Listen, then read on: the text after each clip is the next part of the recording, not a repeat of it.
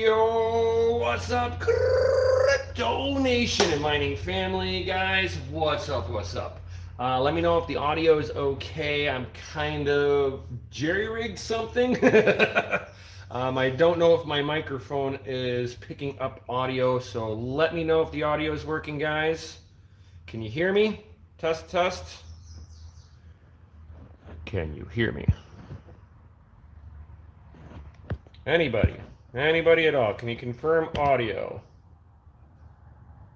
What's up, Patrick? Yes, I can hear you. Sweet, loud and clear. Yes, I like jerry-rigged my boom microphone here from my camera gear to work with this camera. So hopefully everything works good with this. So welcome to the toy shop. Yo, what's up, everybody? So let me go portable with this. Yo, come on with me. So we are, let's see if I can switch the camera around here. Bam. So these racks here were from the family mine. Yo, those up here is the fans that was at the facility. Yo, I know, nice rack. Hey, not in public like that. No, just kidding. Yeah. So this is all from the facility here. So now I've got some good storage. I've been able to organize everything. This is my main toolbox here. All about that Mako. I'd have music on, but you know, YouTube sucks with you know, usage, fair use on music, so I can't have music. Yo, what up, Nick V? What up, Sarth? What's up, everyone? This one is from a buddy of mine who had a massive back problem, fractured a couple of vertebrae in his lower back, put him out of commission for wrenching. So I've had his toolbox since then. Harbor Freight special, guys. This from Harbor Freight. This little 150 gallon air compressor, pretty tits.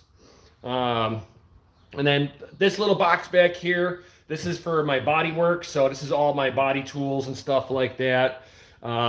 Here's the original grill to my Chevelle. It was broken, so I found a new one. Yo, replace that. And here is my Chevelle, guys. Yo, and all of its glory with the original 400 small block in here, guys.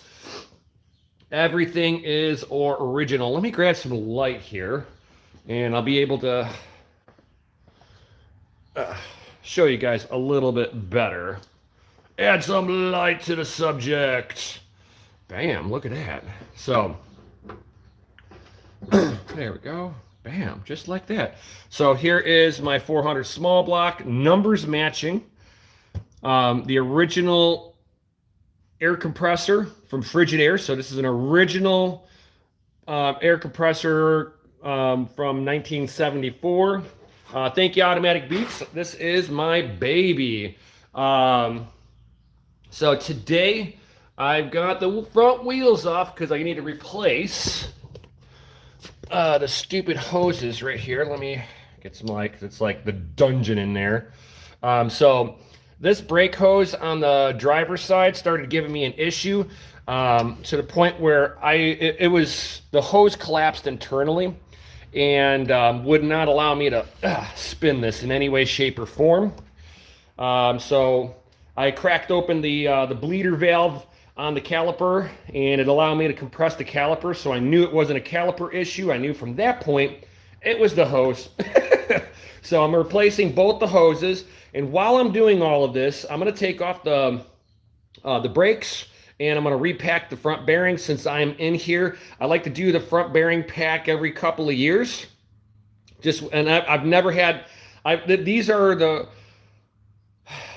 these bearings that are in there, I did the brakes on this probably about 6 or 7 years ago, and every 2 to 3 years I repack the bearings, and everything is amazing on it.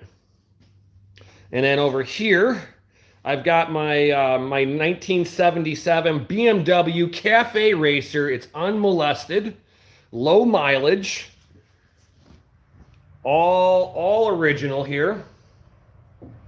Except not 100%. Like I've replaced the exhaust tips and everything, but this is the original boxer motor on here. It's a R100 RS, 100% the real deal, fellas.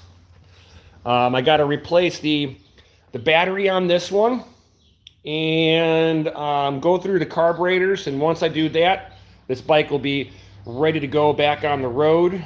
This thing is amazing to drive. 6-speed transmission in here, and I've never come out of third gear. Back here is an 84 Honda V45 Magnum. This has got the 650cc motor in here with a 6-speed transmission. This motor combo is the same motor combo that you would see, motor and transmission, in the Honda CRB 750s. Same motor, same trans. Everything's the same. Actually, this is a 750cc. I'm sorry. Four carburetor. This thing for a mid-sized bike is snotty. Yes, I have some of the parts for. Some of the parts for the bike is sitting on my dragster just because I started messing with this just yesterday.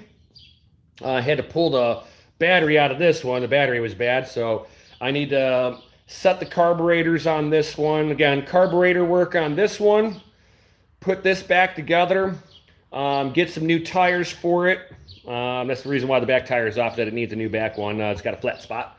And then this one is ready to go back together, and then I'm going to sell this one. So this one will be for sale at some point in time. So if you guys are looking for a bike of any sort, once I get it back together and up and running, let me know if you're interested. It's, like I said, it's a Honda V45 Magna, clean title, everything. I've got the title. Nothing's wrong with it. Bike runs. Just got to, like I said, reset the carburetor on there just a little bit and put the seat back on here. And it's got the king and queen seat on here. So it's got the his and hers. That's what they call it, a king and queen, where the passenger seat is just a little bit higher than the driver's seat. If you guys are interested in that, let me know. It's definitely got that 80s vibe on it. I like it. I happen to like it. And then this, my 84 Z28 big tire car. Oh, this is all the stuff that I'm going to be doing to the Chevelle today. Let me move this. Send me the tire size. Well, I could certainly do that. In a little bit, babe. And then this is the dragster. It definitely has a full tub in here. We got full cage in here. It's got a cage from bumper to bumper, 10-gallon fuel cell, relocated battery, battery on and off here. And this is another fan from the facility. Now it's going to be a garage fan. Awesome. And then my welder and all that good stuff here. My nice engine hoists. And bam. So there's no motor in this, guys. No motor, but it's got a big scoop. And then here's the scoop arch. All airbrushed on. With drag strip lights at the end. Yo, because I'm coming for the Ford Mopar, guys. You're going to get crushed. So that's pretty much what I got going on here. I can't open up the hood because of all of that stuff. Otherwise, I'd open it up for you. But there's no engine in here anyway. I've got a B&M TH400 transmission in here that needs to get rebuilt. Just because I don't trust it at this point. It's been so long since it's ran. I would want to freshen that bad boy up. But yep, this is my green machine. Mostly original. The seats are not original. These are what they call swivel buckets. When I get over to the other side, I can open up the driver door and I'll show you. But this is how you can tell. This 74 Chevelle is one of the rarest Chevelles ever made in 74. They made more convertibles than this option, all of this. This window they only did for 3 months. The first 3 months of 74, the windows were like this. After the starting at the 5th month, it was a full-size window that came all the way back here. And the reason that they went away from this is because of this. So this is the framing in here. It comes down, comes around, and comes this way. So this whole area is a hollow pocket. What happens over time is that the body vibration, stuff like that, you tend to start cracking the paint right at the back side of there. So they just opened this all up for a window to eliminate the cracking problem on the paint. It is what it is. Yes, I have my license plate covered. I was planning on showing it off, so made sure that license plate's covered up and all that good stuff. Yes, I recycle oil, so I don't recycle it unless I've got enough to go out and actually recycle my oil. And these stripes here are the same stripes for the El Camino. That's why the stripe package goes over the top. So this is like because they didn't have an SS stripe package for these years. So this is the early model, so like a 72 SS stripe package here. This is the El Camino 74 stripe package. And like I said, I was gonna come into here and show the swivel bucket seat. Yeah.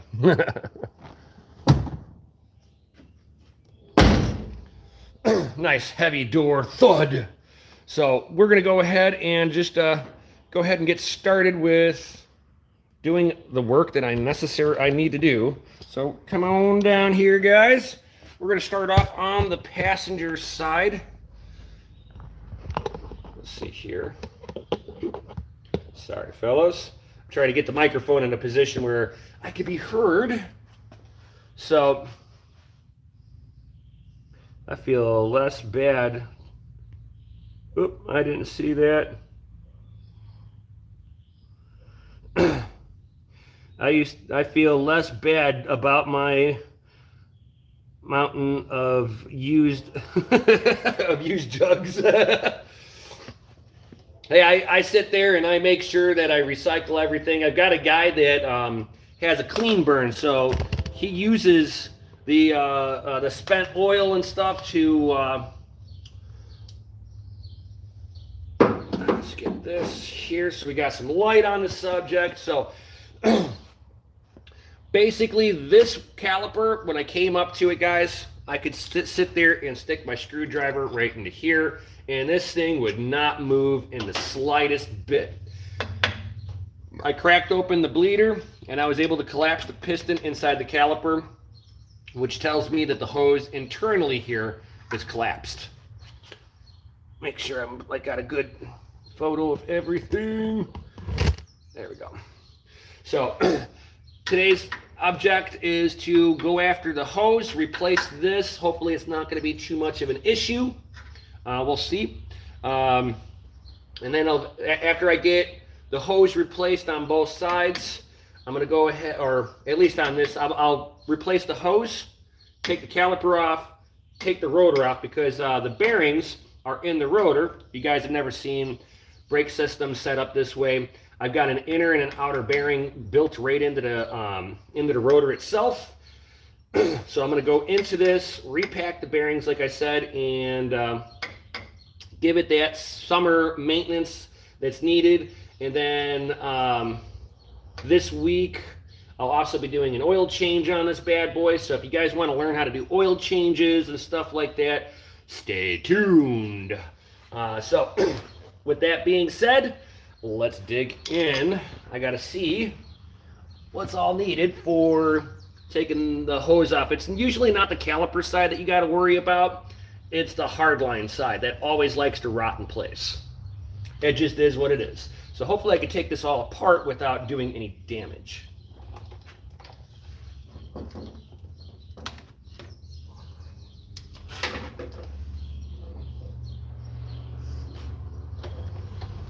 Okay, so what I like to start off doing with these is I'll take a little wire brush, clean the threads a little bit here, and get some PB Blaster to penetrate some lube into it. Let me grab my brush. I seem to have not grabbed it.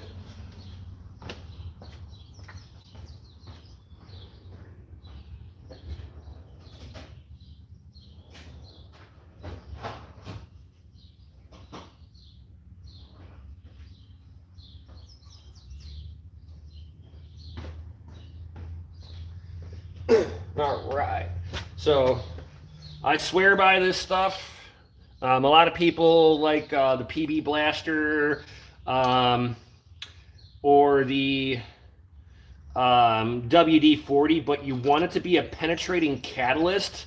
It basically will penetrate through the rust and kind of break the bond.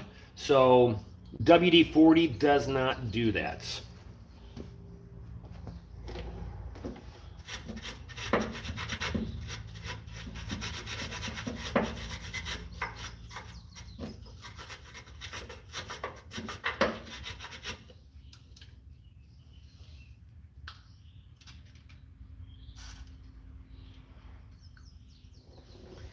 Then you just let that sit on there for a second. And let me grab my line wrench.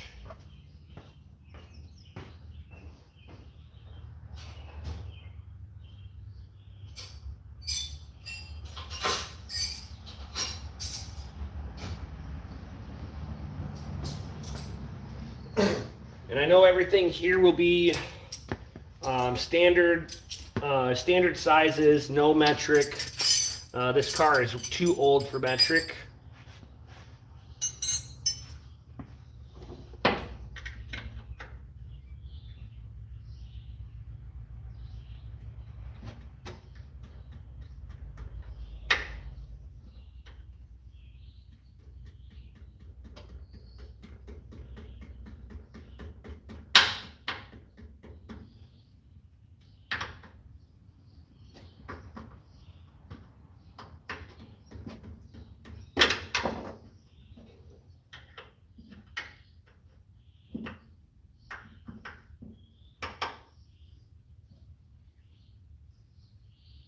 Tighten and loosen.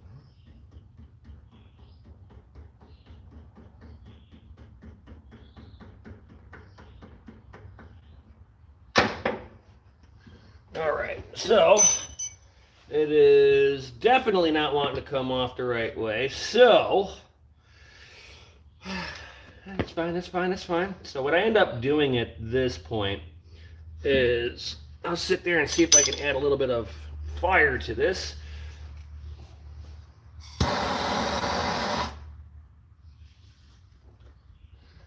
Let's get this hot.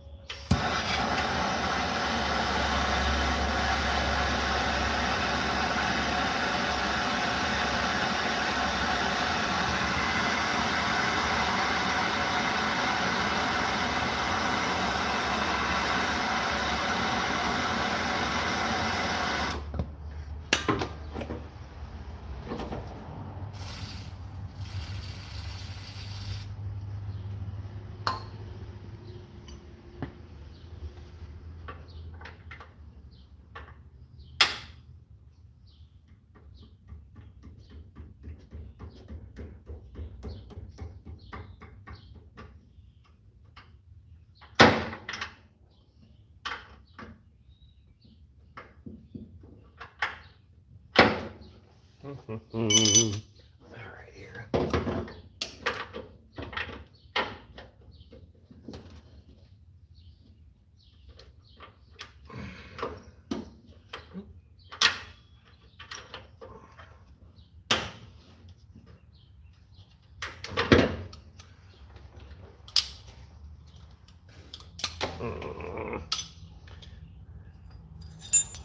All right.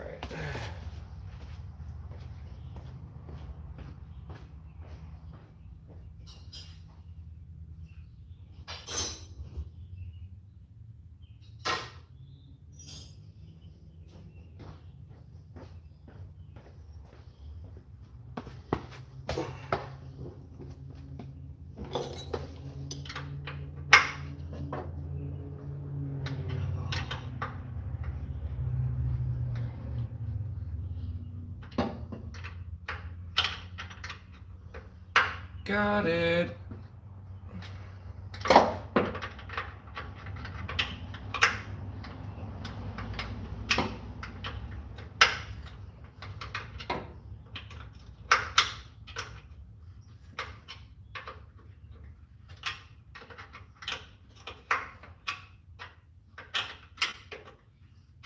There we go.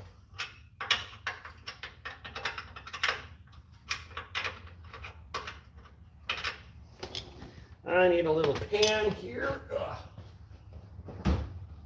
Thank God I'm nice and organized with my pans and everything. Because it was just right in front of the car. I love how this is all nice and organized now. Oh, so much nicer. All right, so are we also, what size is this? 16ths. It's a 7/8. All right, here.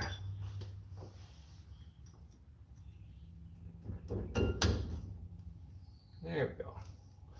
And I'm going to take off the banjo bolt here.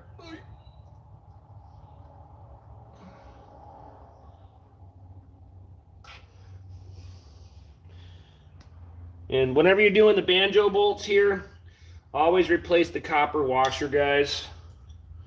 And if necessary, clean up your banjo bolt, if necessary, which I should probably grab a little rag and at least wipe the threads.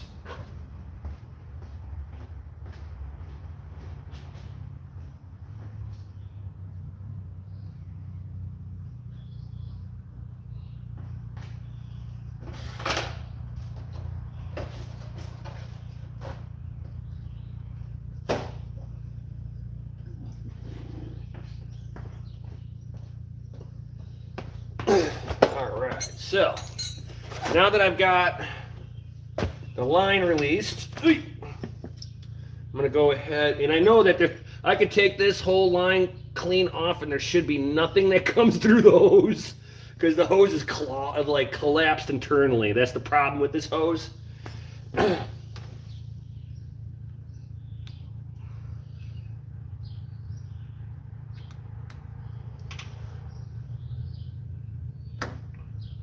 Don't have my washer that came off with you.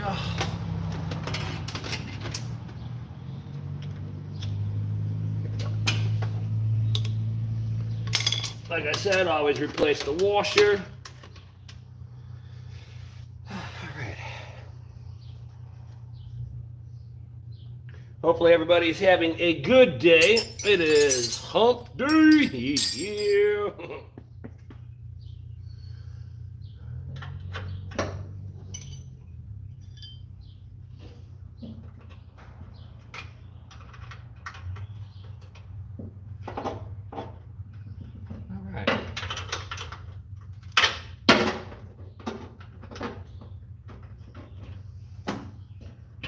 So now I've got to get, oh no way, that rarely ever fucking happens. I got to get the tab up. I'm not sure how I'm going to do that. There's no good way of doing this one.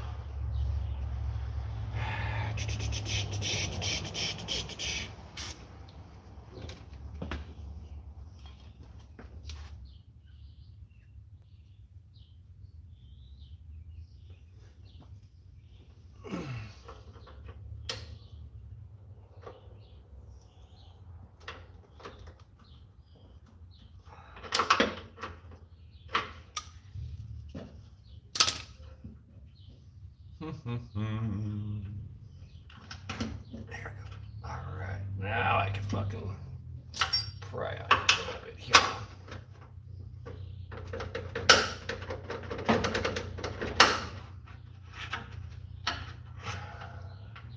I'm not a fan of how they did this. Ugh. I kind of wish that C-clip was on the other side.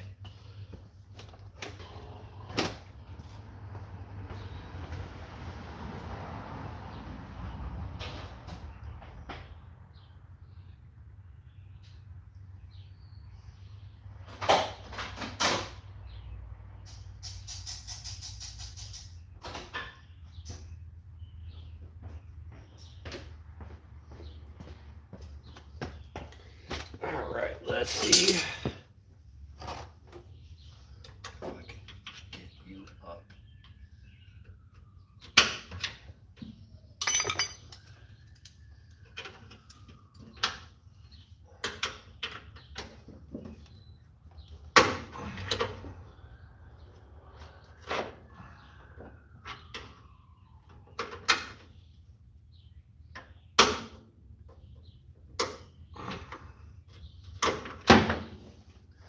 How in the world?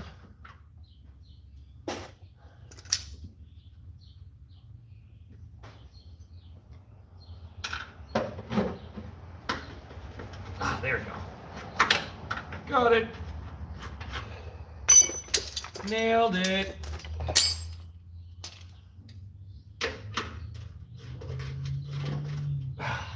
All that for that. Now the hose comes out. Yay!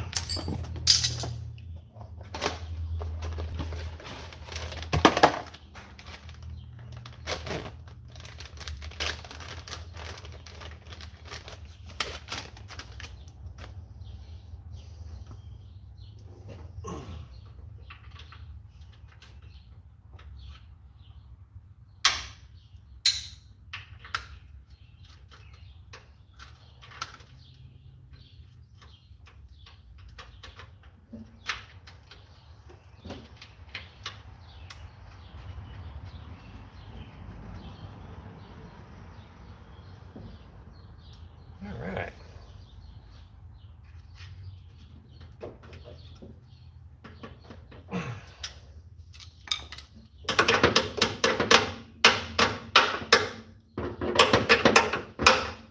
There we go. Hey, get back in the hands.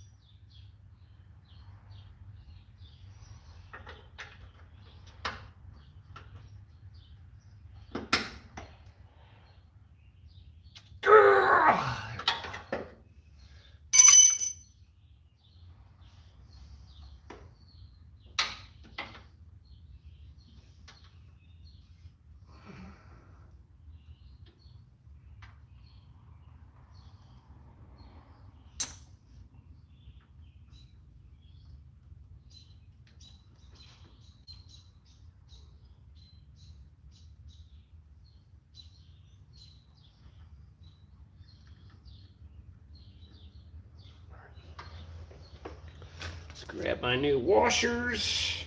As soon as I clean the brake fluid off my hands. And once you guys got brake fluid on your hands, do not touch your car afterwards until you've washed your hands. Brake fluid will take the clear coat clean off your car.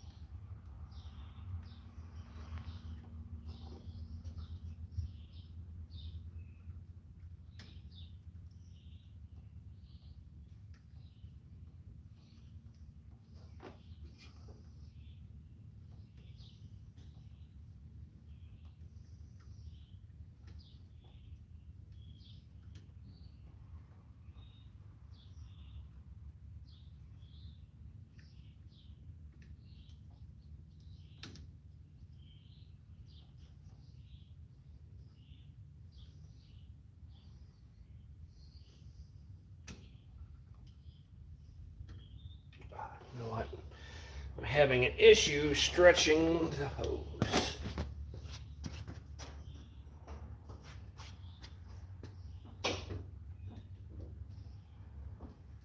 There we go. That should work a little better.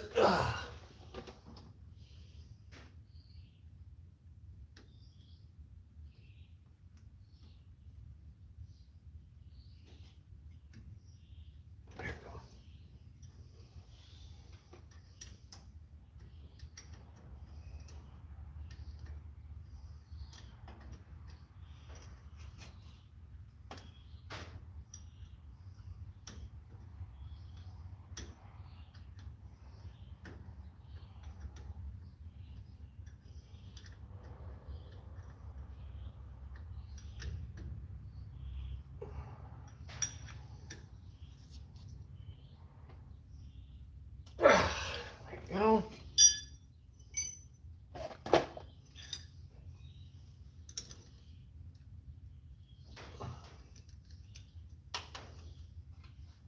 and then I also crack the bleeder open and do what they call a gravity bleed.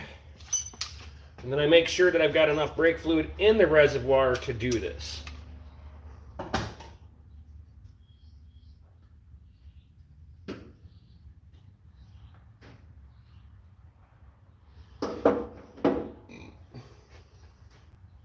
Which I should. I'm just going to top this off.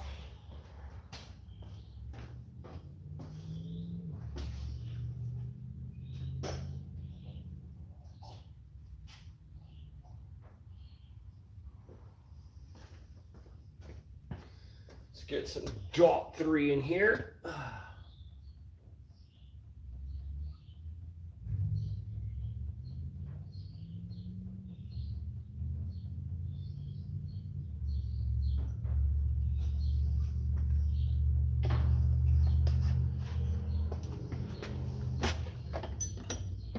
All right, so now I've got a consistent little drip coming out of my my bleeder, which I usually let this drip for a few moments.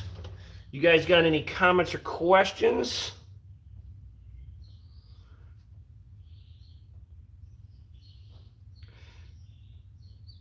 Ah, thank you, Sadie. $5 for the DAWT 3 fund. Thank you, thank you. You are awesome, Sadie. All right, so now that I've got that going, I'm gonna grab some a little cleaner to clean up the brake fluid off of the frame rail.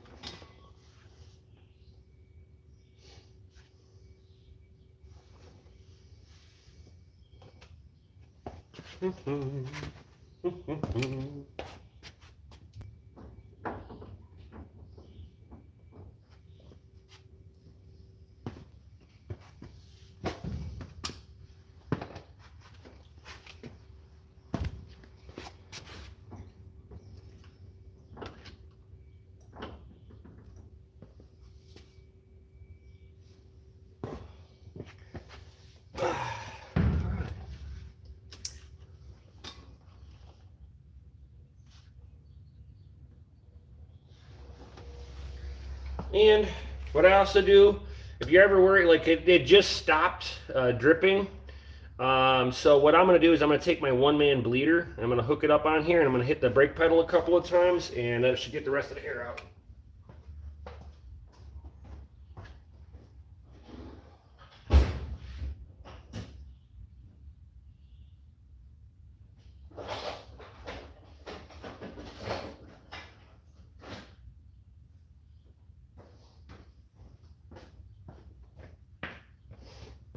Stupid simple one-man bleeder. Stupid simple. It's got a hose coming inlet, a cap, and then a second hose that goes at the bottom of the cup, and then air out. So I just sit there and I hook this up right onto the bleeder itself. Just kind of work it over. And then I like to put this into an area where it's not going to fall. I want the air to come up into the hose more than anything else. So let's go ahead, step on the brake pedal. And whenever you're stepping on the brake pedal, put the cover back onto the master cylinder just in case it wants to squirt.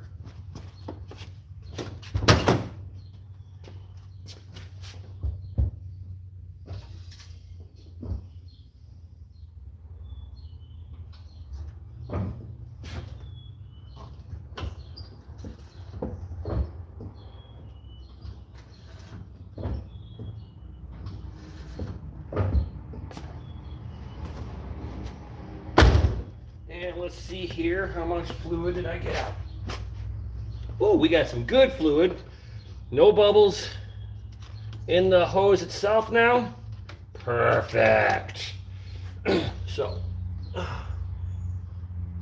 and that also helps get some of the nasty stuff out of the lines too. And go ahead and shut that down.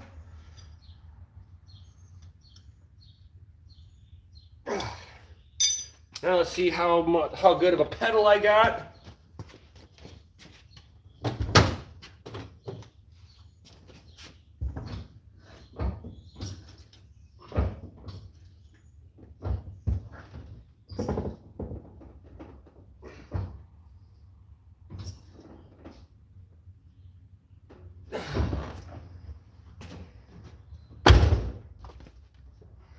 All right. So with that being said, uh-oh.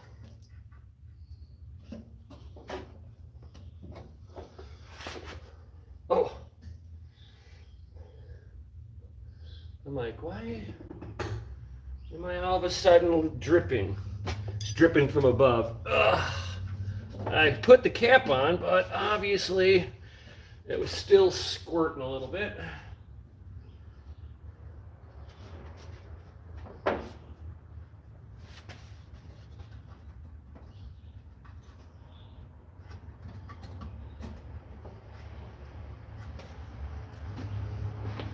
All right, let me clean stuff up real fast here. I need to grab my light so I can see.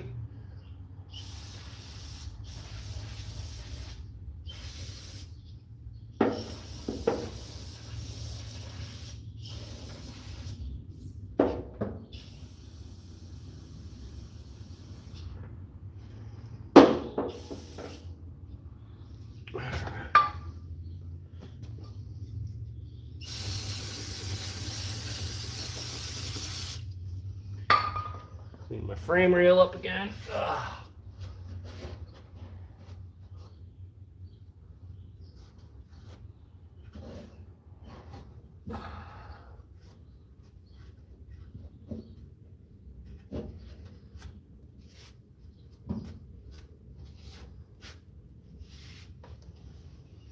All right, I'm going to try hitting the brake pedal again, make sure there's no leaks.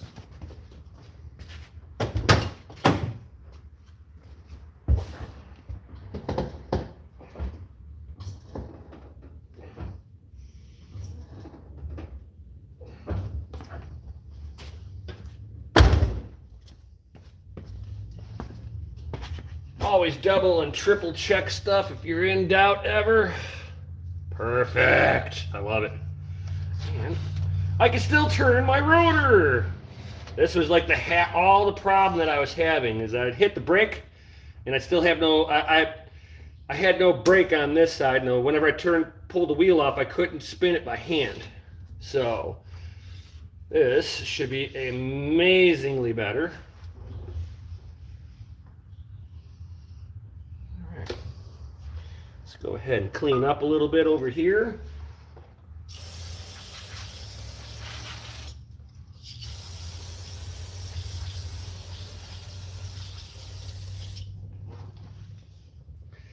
Oh, you know what I forgot to grab while I was at the store? Dang it.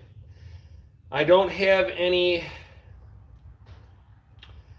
ball joint grease. Ah, I've got bearing grease, but no ball joint grease. Dang it. That is what it is.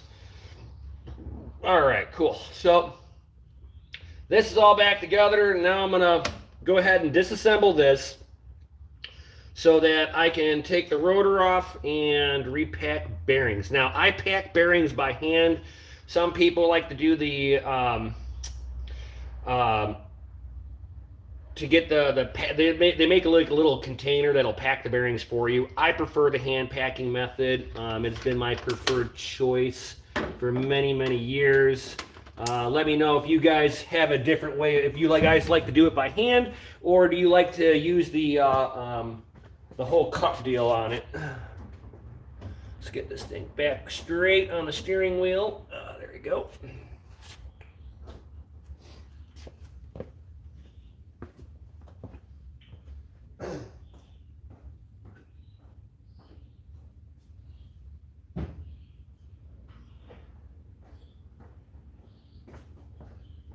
And this is the grease that I like to utilize. It's the Peak High Temp red grease. I swear by this stuff when it comes down to bearings in any capacity. I've used this stuff with racing cars. I've been using it on these bearings for years. So it's been like 2 years since I've packed these bearings. So we're going to pull this apart and see how well it's held up over the 2 years. I expect to see it a little blackened, but not horribly. Not horribly. Grab yourself an Allen key. Now I've already kind of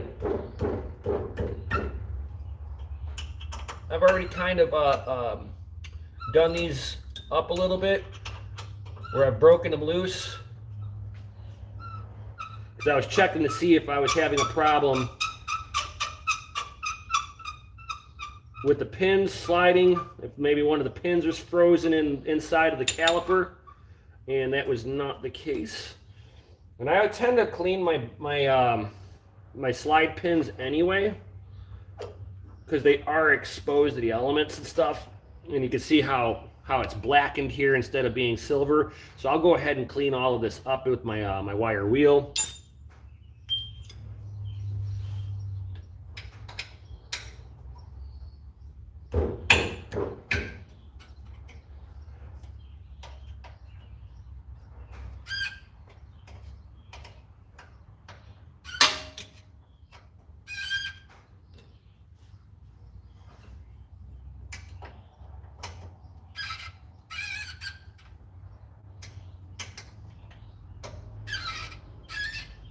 Squeak, squeak, squeak, squeak.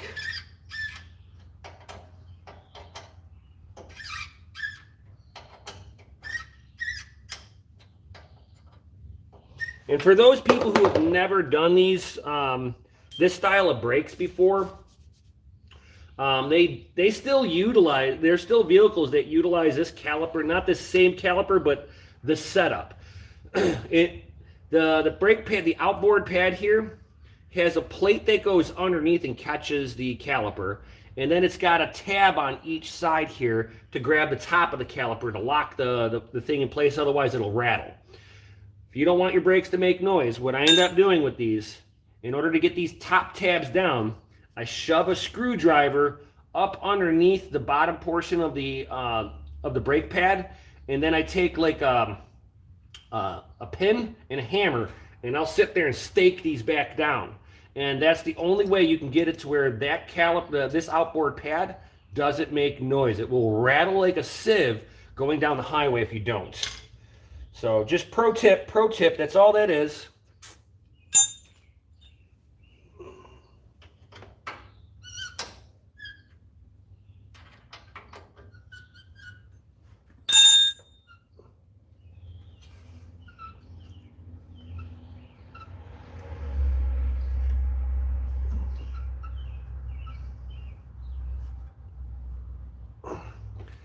Slippery hands. Slippery when wet.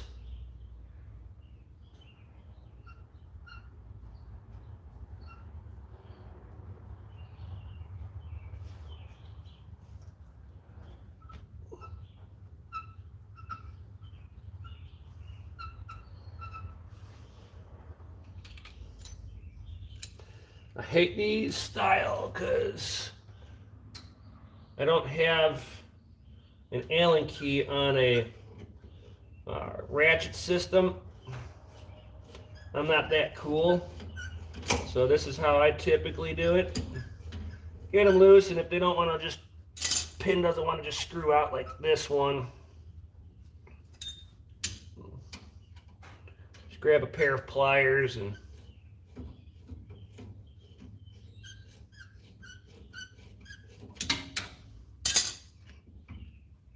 come on. Really?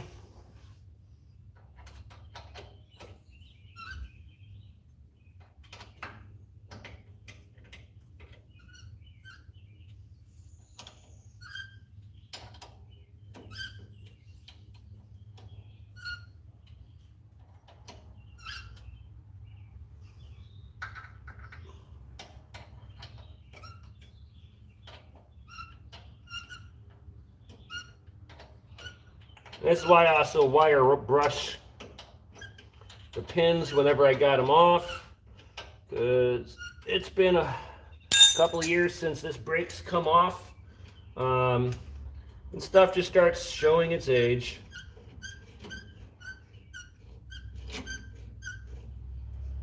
There we go. Got it. All right, so I'm going to go ahead and I'm going to clean these pins really quick. Now, sometimes you got to make sure which pin went from the top and which one went to the bottom.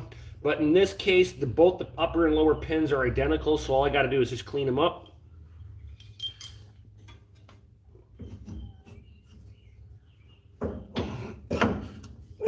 Right, there we go. As you see, the outboard pad falls out. That's how little it's actually being held in place.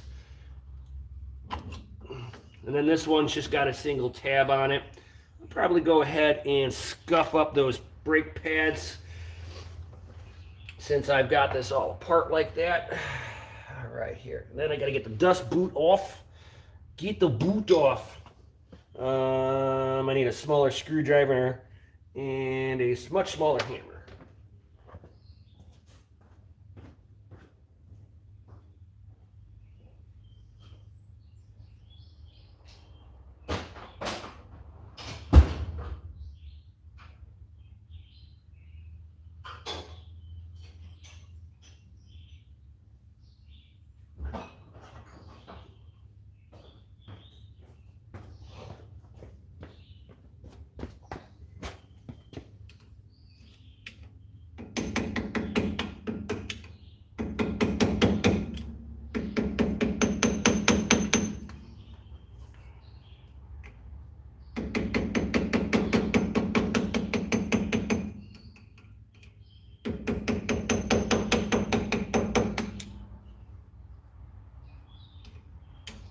You don't have to slam these really hard. You're just trying to catch the lip edge. And then I'm just kind of lightly tapping and walking it out, walking this dust boot off.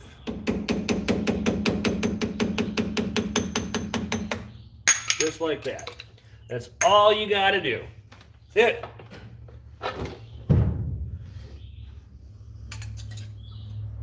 And then you can sit there, you take your cotter pin, bend this up back out of the way here, and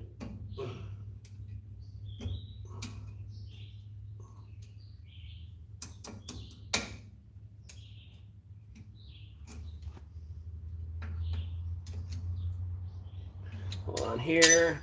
I usually do this with my wire cutters. Hold on.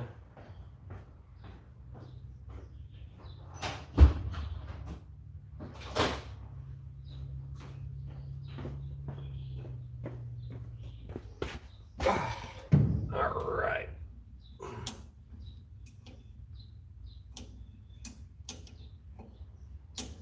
And I'm not trying to cut this. I'm basically utilizing the wire cutter back, and I'm just kind of catching it and then using the rotor itself to kind of leverage it back up out of there. And what I like about when I do this, you should never really need a tool to take this castle nut out. You should be able to take it off by hand like this. You go too tight, and you're going to smoke the your outer races, your outer and inner race of your bearing, which will then destroy your bearing.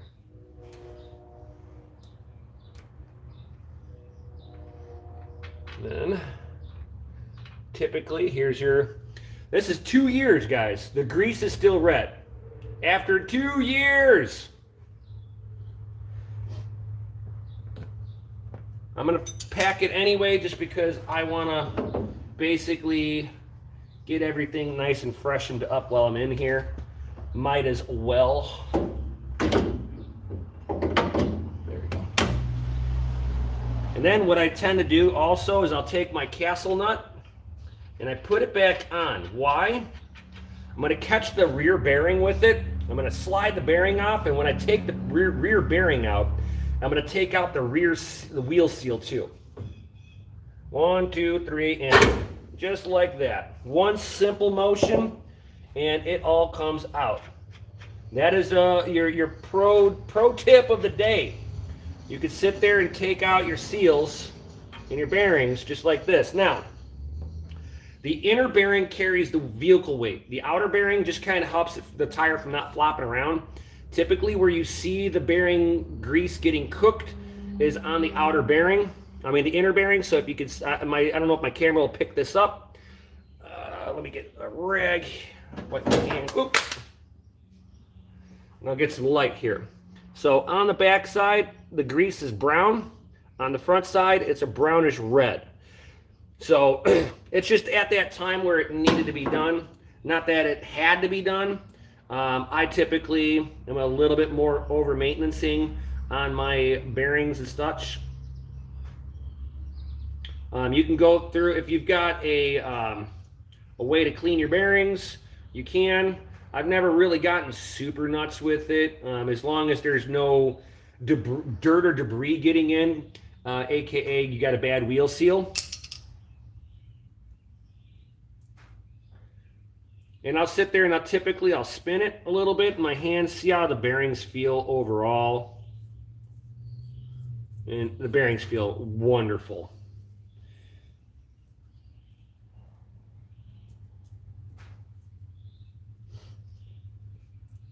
And let's go ahead and wipe off the outer bearing. Out of all the years that I've been doing like bearings and such like that, like this, very rarely do I see this outer bearing having any issues damage-wise. Again, unless there's the wheel seal is bad, then I've seen these bearings get ate up. Or if somebody over tightens it, this bearing will get ate up. But over normal usage, nah, typically this is usually pretty good.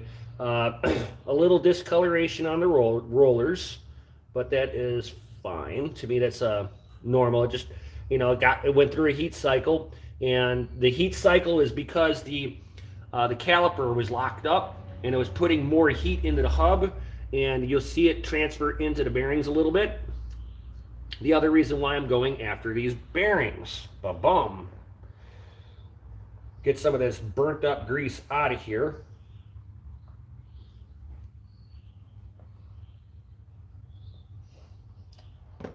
And I go through and I'll wipe all the components down, make sure there's no nastiness going on. Wipe off this. I'm just trying to get all the older grease out, get any kind of dirt and everything. Now this is a dust boot that's on the back side here to help protect the rear wheel seal. If this is ever damaged, guys, you need a new back plate. Do not mess around with this. Otherwise, if this thing gets damaged and it's no longer there, you're going to start going through wheel seals a lot faster. So if you want to prevent going through wheel seals, make sure this inner dust boot is intact and in one piece. Another pro tip.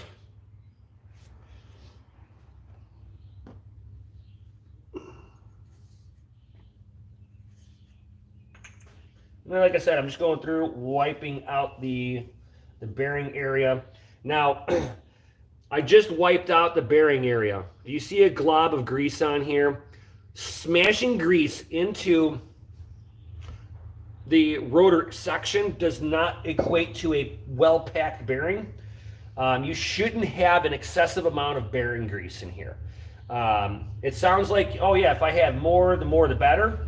That is actually not true. For drag racing application, you just want a thin little coating of grease. If you have more than a thin little coating of grease on there, you will actually notice your racing times being a few seconds more, because it's got to basically, you got a lot of bearing grease friction. And here is me wiping out the front section. There is no excess grease. You only need to pack the bearing. Once the bearing is packed, you do not need to, in any way, shape, or form, throw more grease in here. Once the bearings have adequate enough grease into it, that's all you should ever need. So I'll typically start off with the, I forgot the seal on the other side of the car.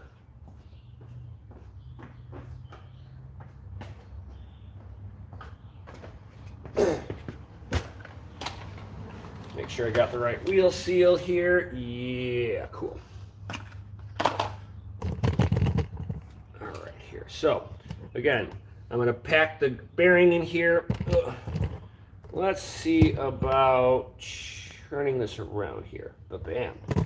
So, like, I'm going to look up the wheel seal. If it's 1472, live chat, please. And I still remember that part from 25 years ago. Maybe insane. Nice. All right, so move this out of my way here. Move this out of my way. Get some greasies. And this is all I really do. I take the grease right into the palm of my hand here. I take this the back side of the bearing race like this, and I basically, until it comes out through the top.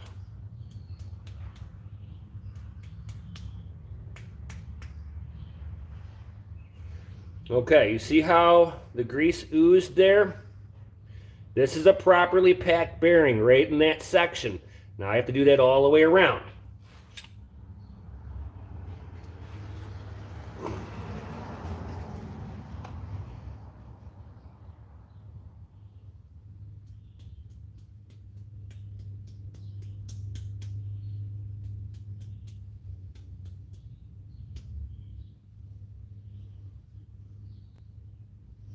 And the last time it was done, I taught the wife how to do this. She was the last one to pack the bearings.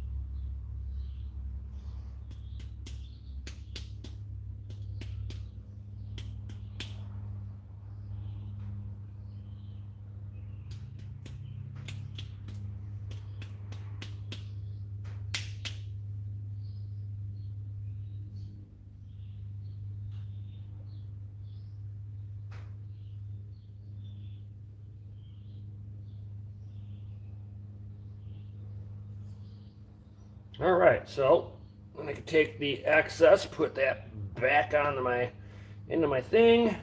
Then this is a properly packed bearing. Put that back into the cone area.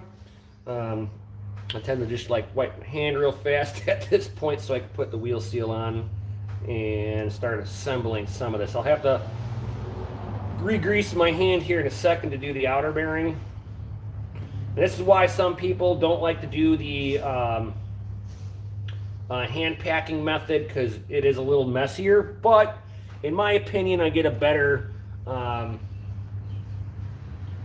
packed bearing that I know has been packed. All right, so here's the wheel seal.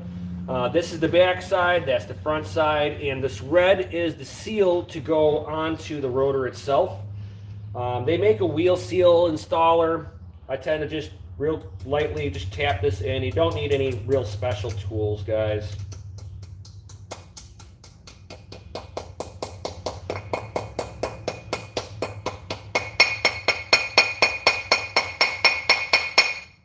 Sorry, guys. And that's a proper wheel seal on there.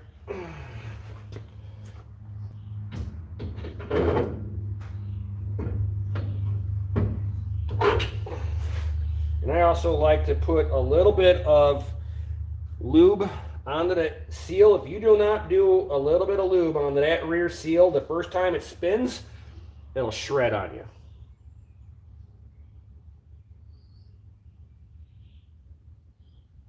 So I always lube up that the actual rubber seal itself. This way I don't tear anything when I do this.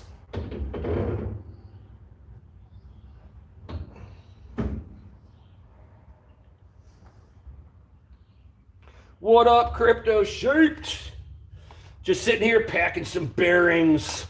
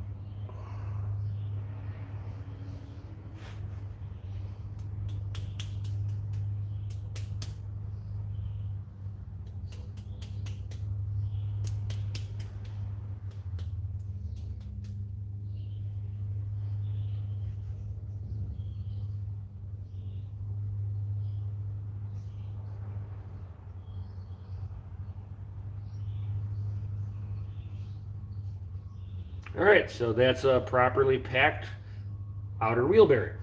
Put that back on here. Again, wipe the hand back down. This is why, like I said, this is why a lot of people tend to not like to do the hand packing method, because it is a little messier. But again, I think I get a way better pack on this.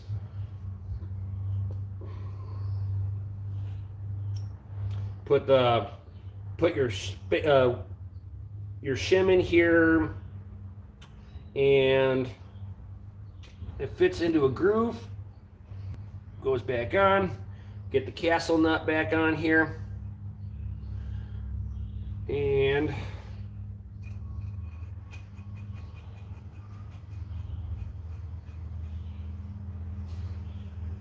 Nemesis is doing proof of useful work. Yes, sir. And whenever I'm doing this, guys, I tighten this up and I start spinning it.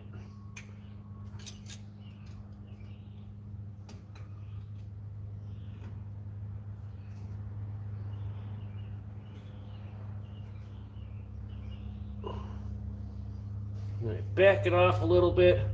Again, what I did is you tighten it up a little bit and it seats the bearing all the way back into here. And then you back it off, so you should be able to take the nut off by hand. And I just kind of line it up with the cotter pin slot. Put my cotter pin back in. This way the castle nut does not loosen up at all.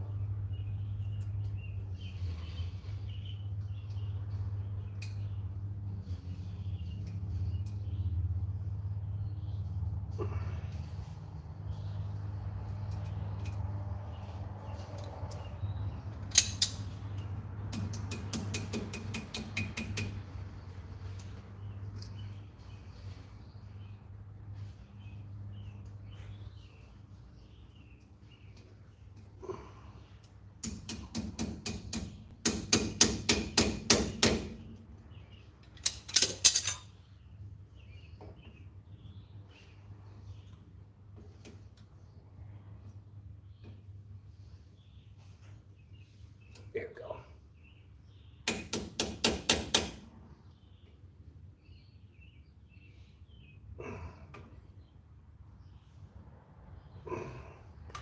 There we go. Put the dust boot back on.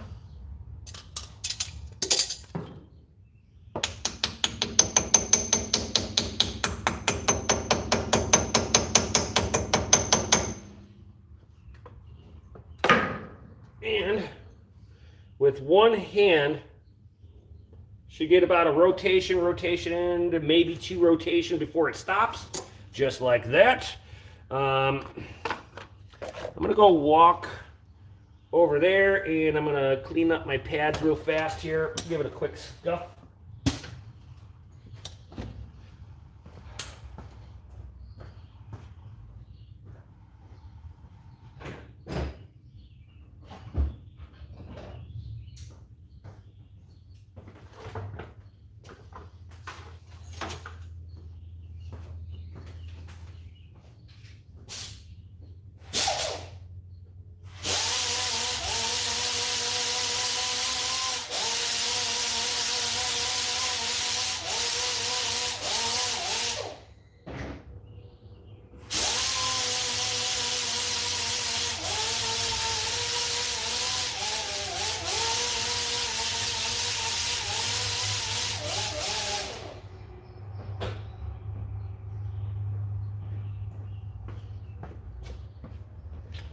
And bam, just like that.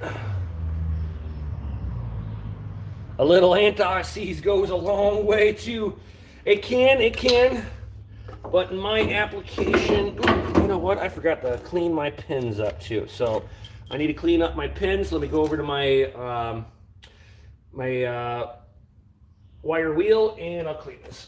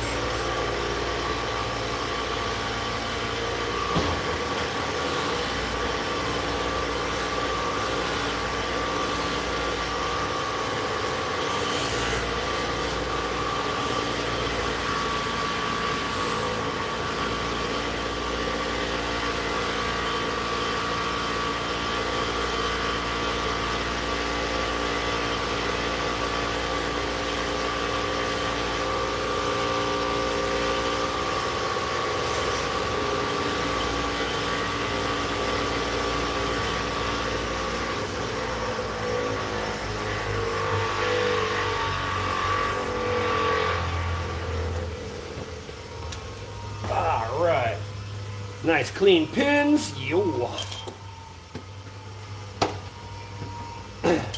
Now, why am I not lubing these up? Because they don't actually go into a carrier slide. So these pins are exposed its whole life. So the odds of grease staying on these is slim to none.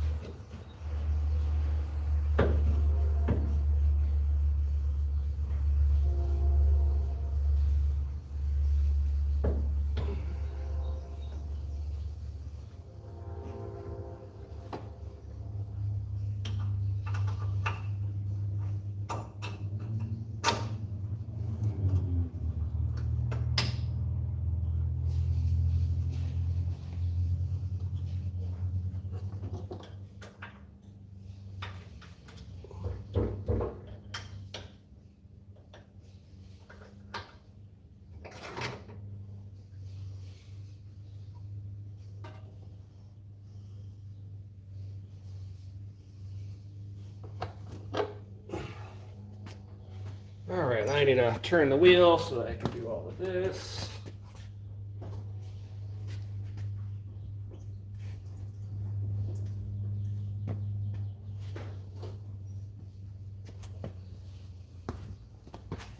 Let's make my life easier.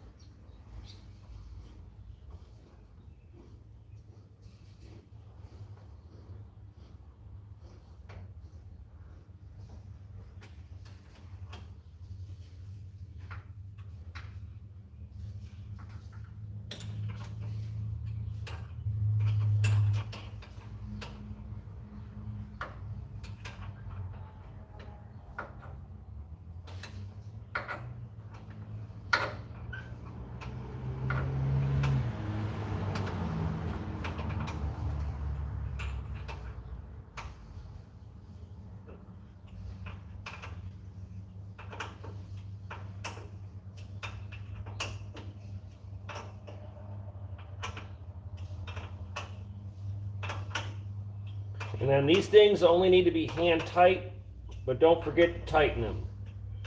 I just, as a mechanic, for as long as I have seen people leave bolts off or loose because they forgot to go back afterwards and tighten stuff. Ugh.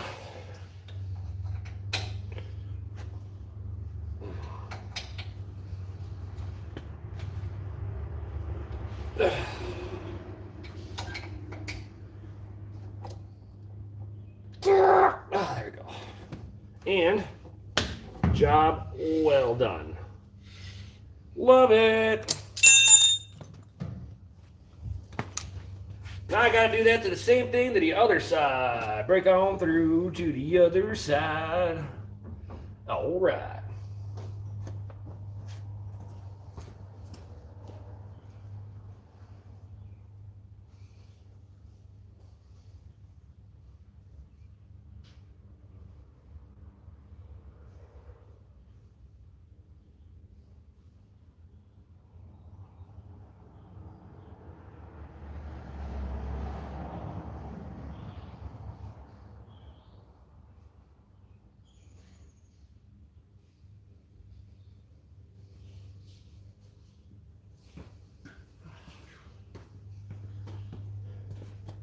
All right, let's bring you guys to the other side.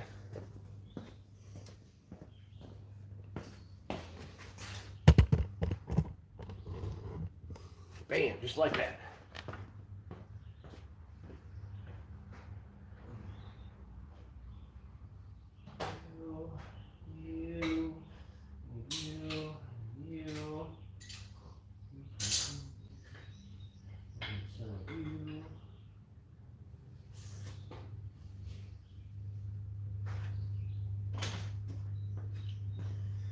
Collecting some tools, come over here.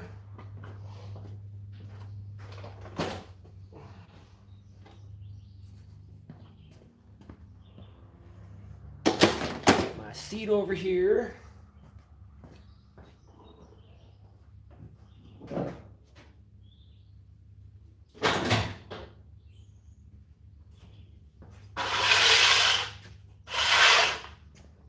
Sorry if any of this stuff is super loud to you.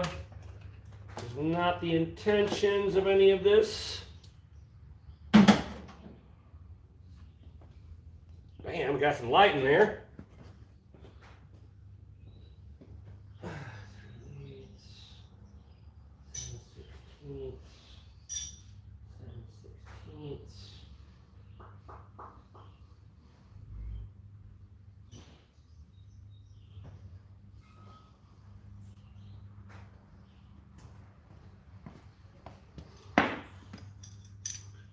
Wrenches.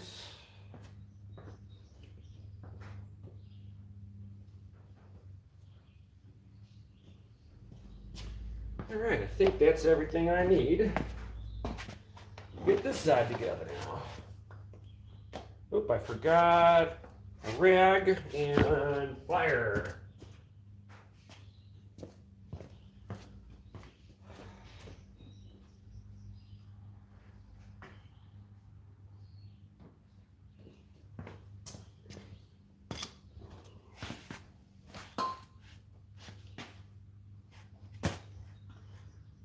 so how rusty are you? All right.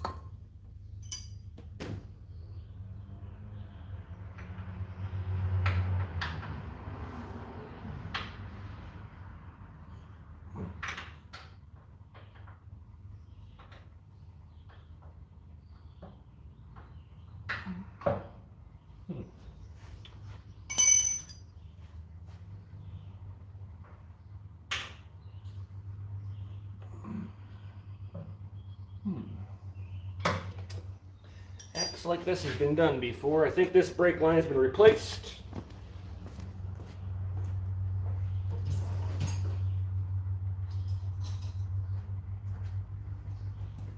Let's see if it's metric. If it's metric, it's been replaced. So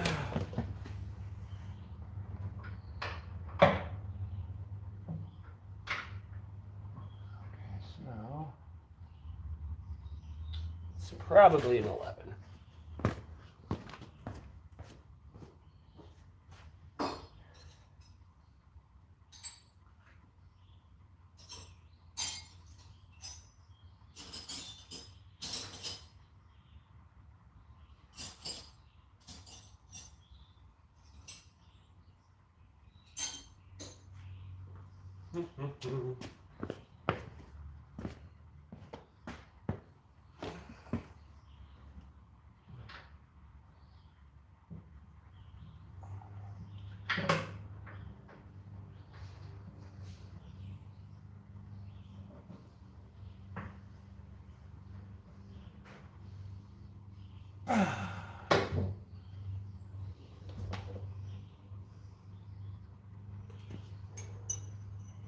All right, it's definitely an 11.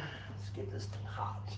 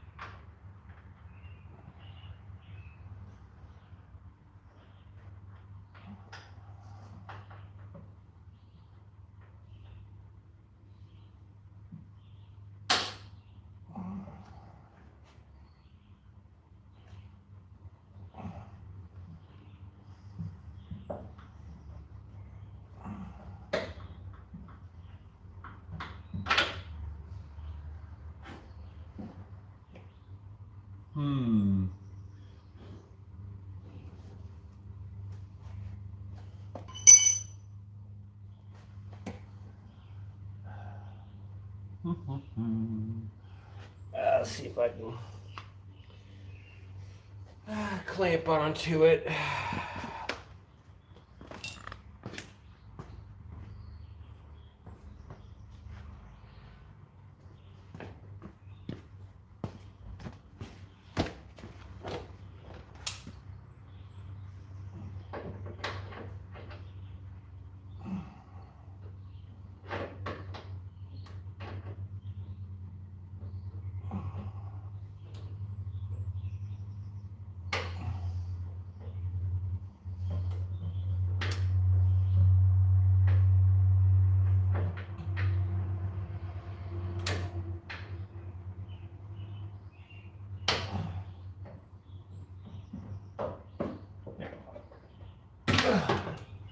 Got it.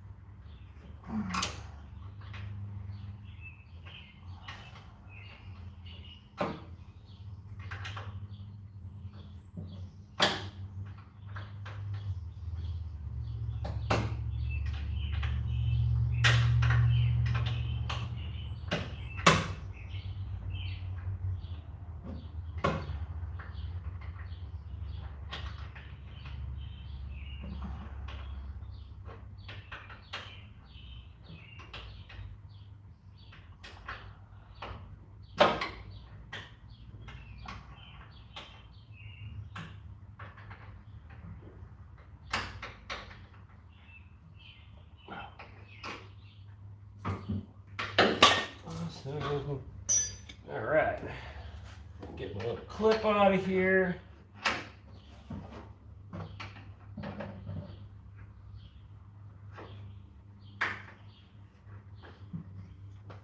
Clip out, woohoo!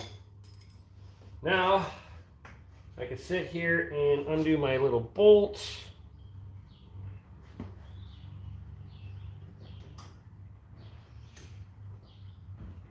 Oh, I need to turn my wheel.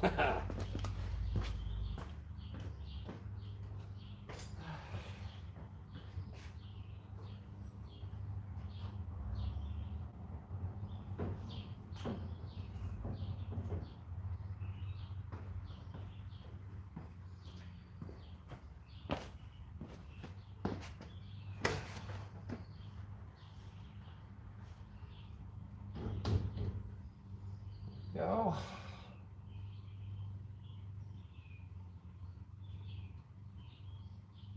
Oop, oop, oop, oop. I need my pan. I don't want to make a mess.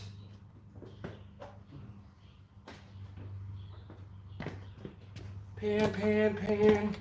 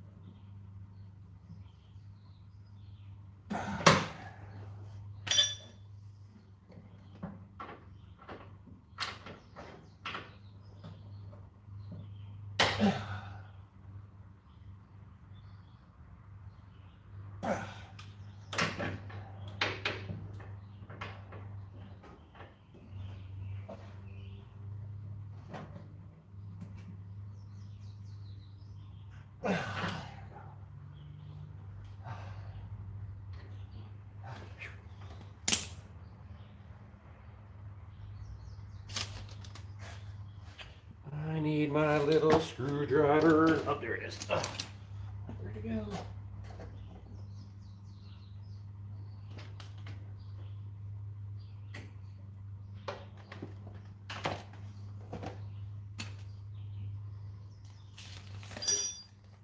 Here's my new copper washers.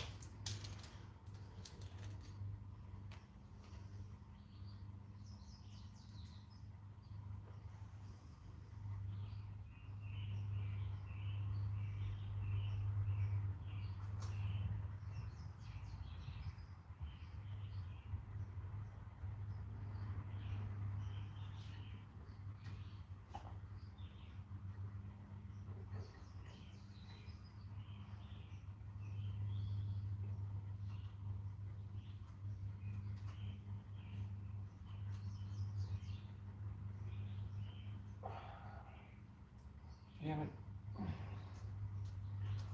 Trying to get this hose in the right position.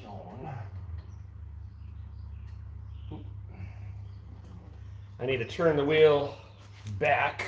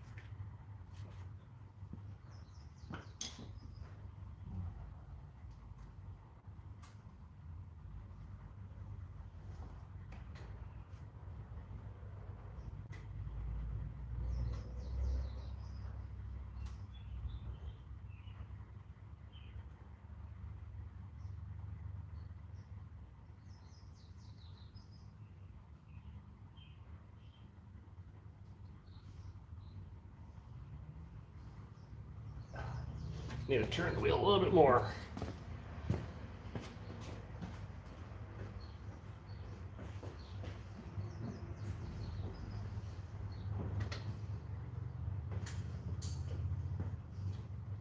New hoses, they don't want to bend. I can't get that hose to bend right, so we'll force it to do what I want.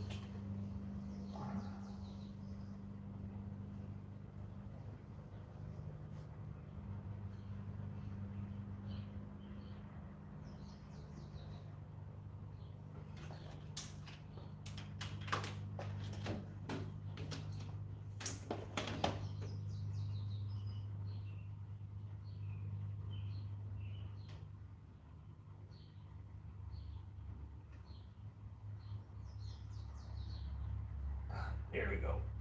Gotcha. Now let's turn the wheel back.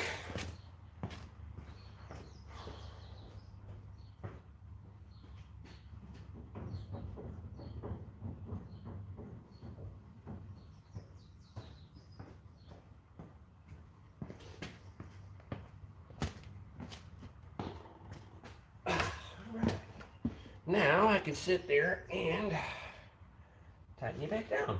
Woo. And there's the wrench.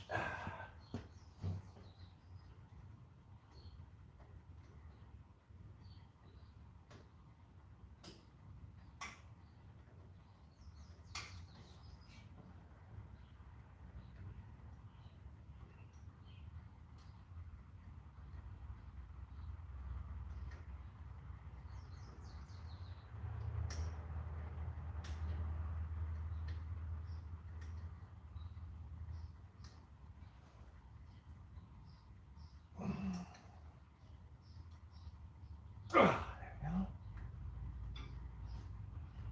All right. Woohoo!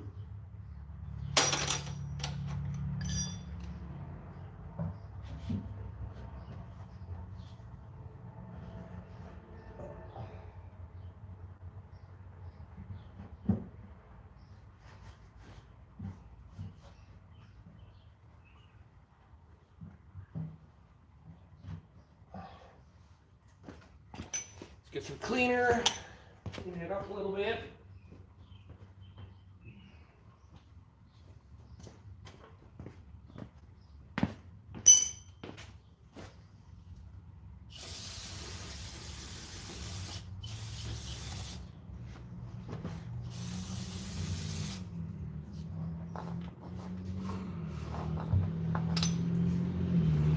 Go. All right.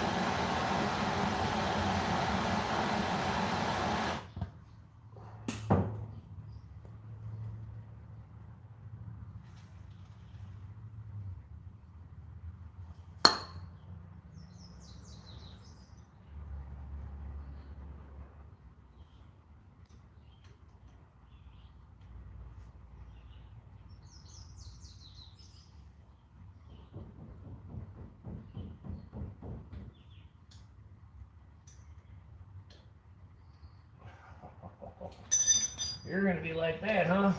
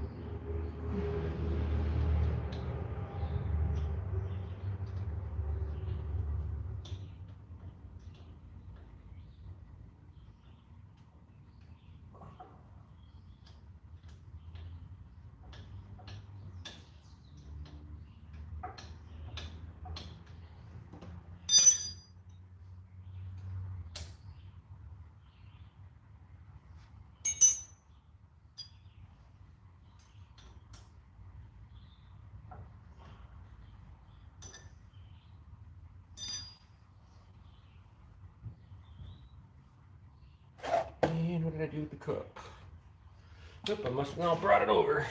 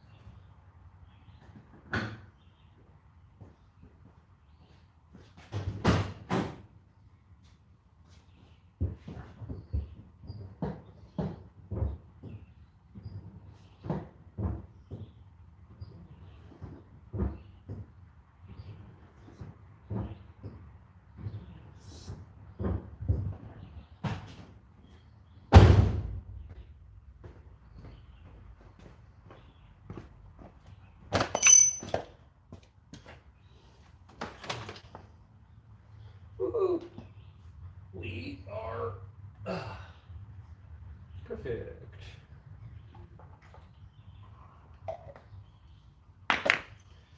Awesome.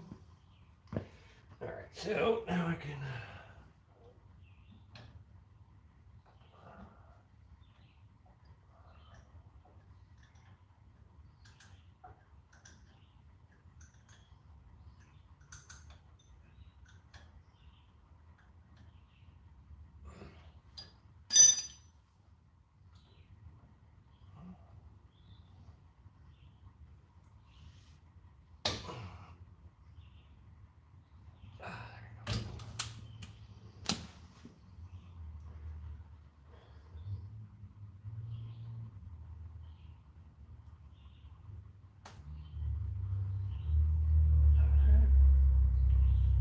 Awesome. All right, cool. So now,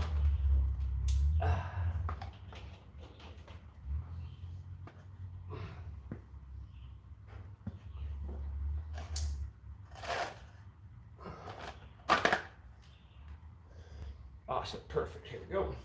Now, the next thing is to release my brake a little bit here.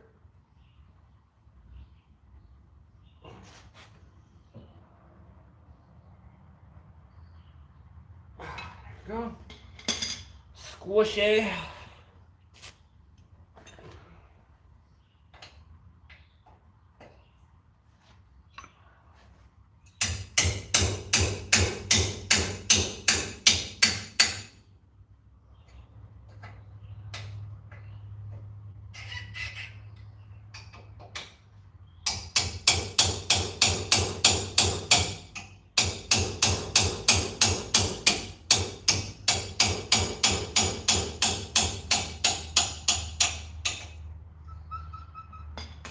Woo!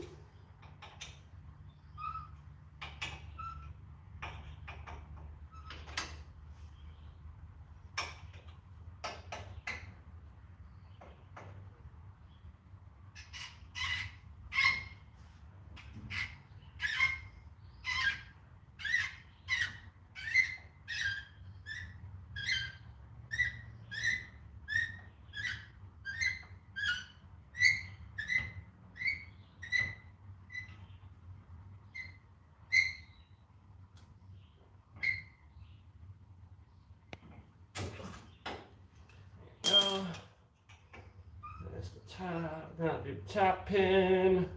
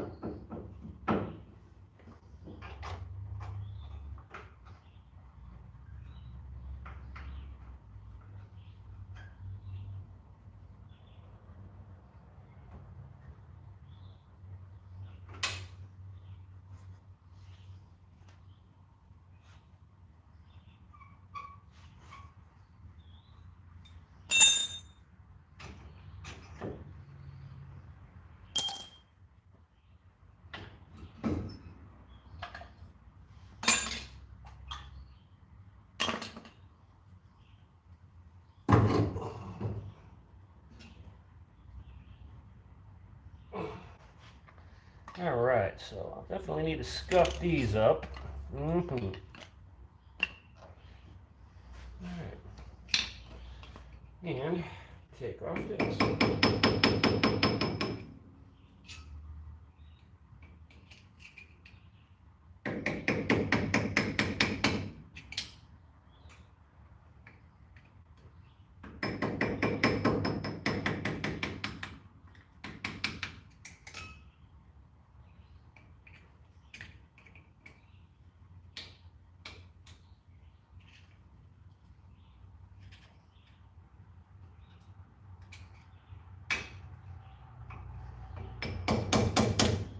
Go.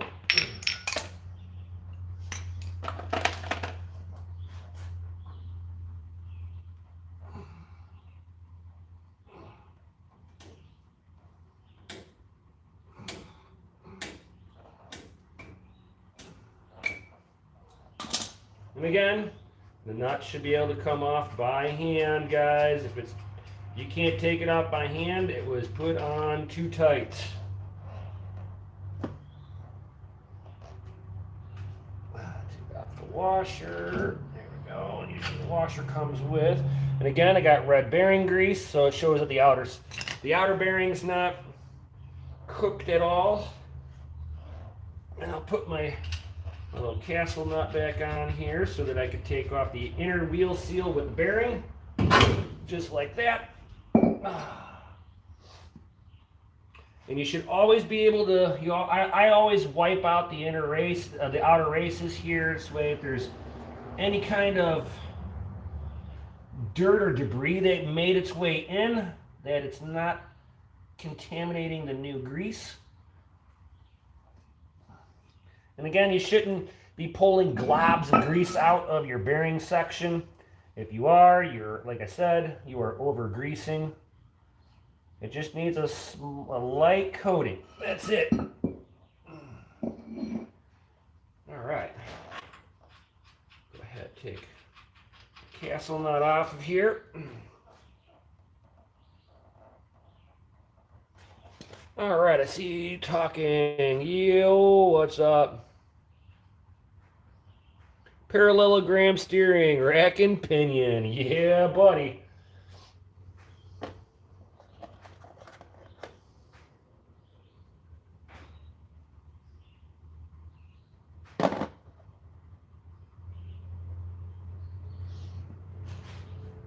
I always like cleaning off my bearings.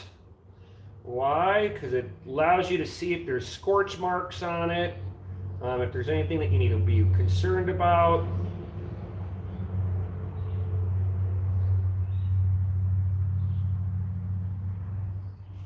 And this one, a little bit of like a little warmth on there. With these bearings, I have gone down to Atlanta, Georgia, and back. From Atlanta, Georgia, back to Chicago. So, all of this stuff is looking good. And again, a little bit of darker grease. It's like black on the inside and red on the outside, like a reddish black, and that just shows that, it's got some heat in. It's got a heat cycle or two in it. Again, that's like it went down to Atlanta, Georgia, and I never repacked the bearings after I came back from Georgia. So that was a few years, like 3 years ago, something like that. 3-4 years ago.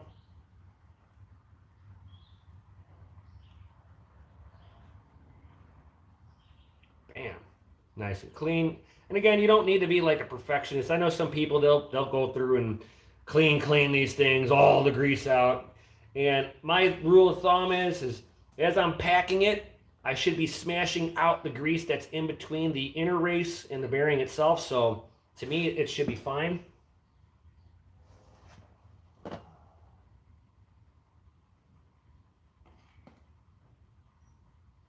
Put a liberal amount in my palm of my hand and start working.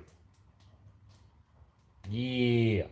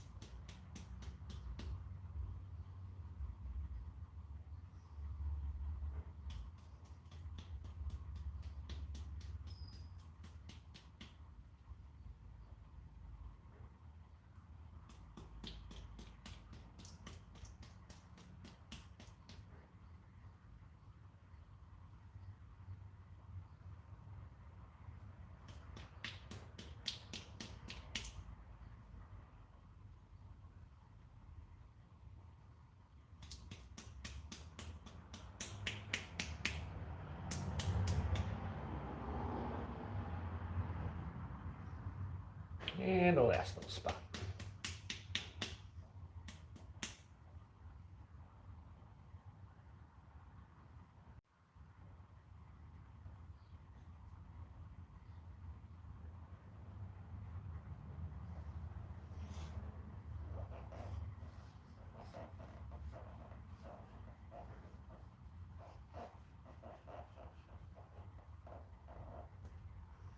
All right.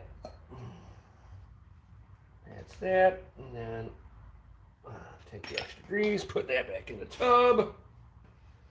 And clean the hands off so I can reinstall the inner seal real fast.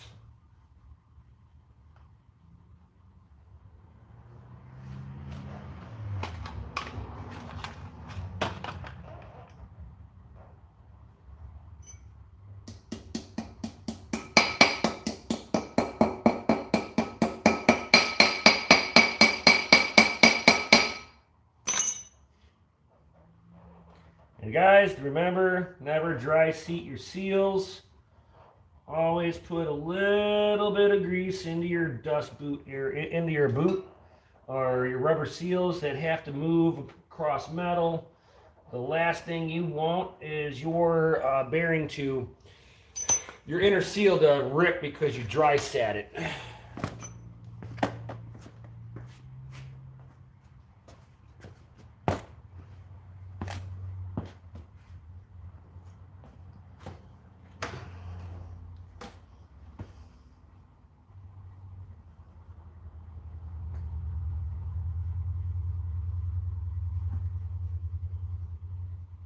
All right, now to do the outer seal on this, and I need to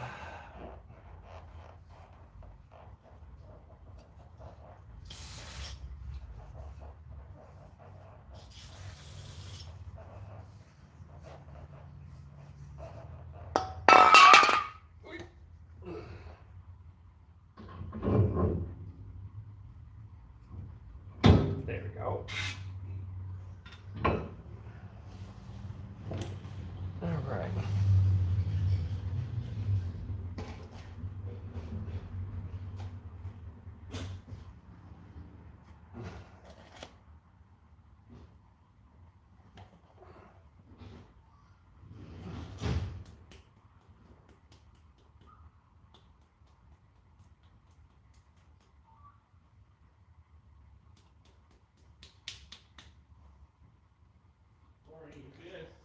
Hey, how's it going? Bye, have a good day. Yep, you too, buddy. Thank you. UPS man. All right. Special delivery from the UPS.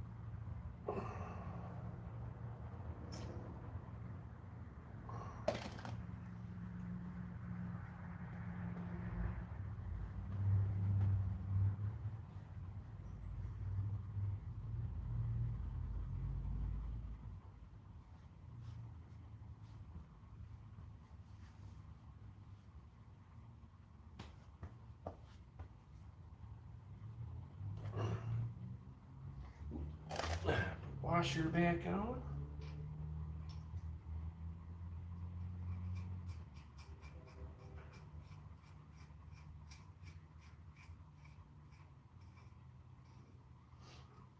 Now I tend to go a little over tight and then I back it off. And what I'm doing is I'm trying to seat the bearing a little bit. And as I'm doing this, I'm able to turn it, and now I'm able to, just like that, cotter pin.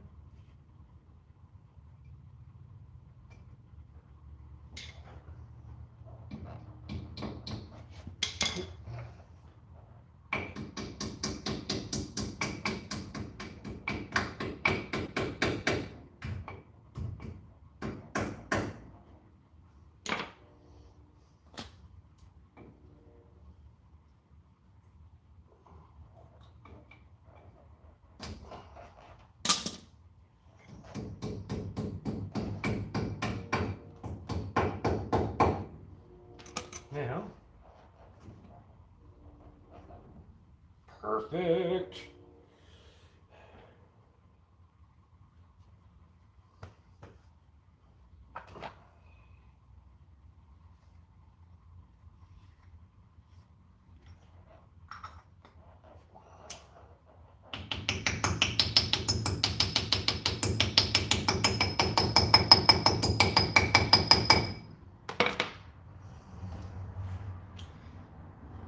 Oh, it's gonna be so nice. Now I gotta, let me sand these a little bit just to freshen these up since there's a little glazing on them.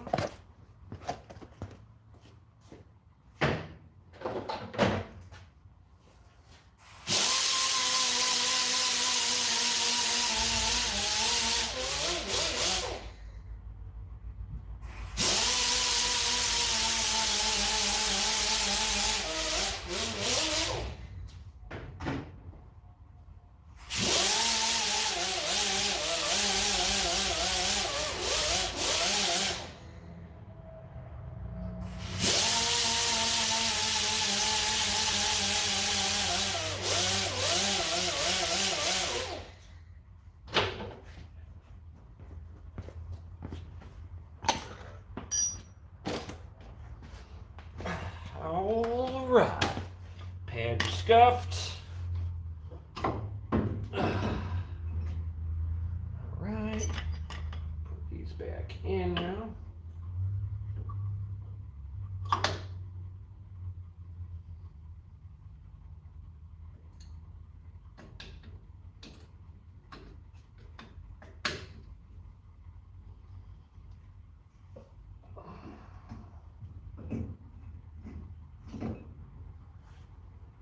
And now I gotta clean the pins.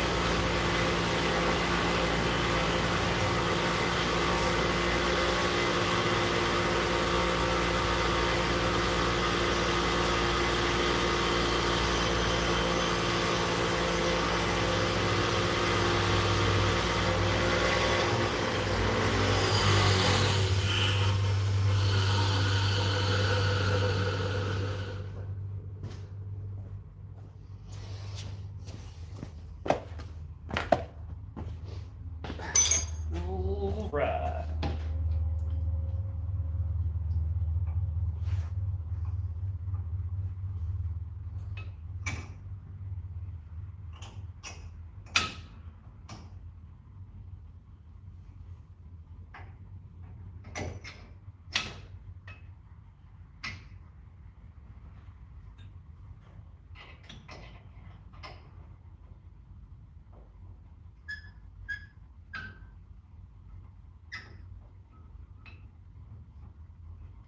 Yep.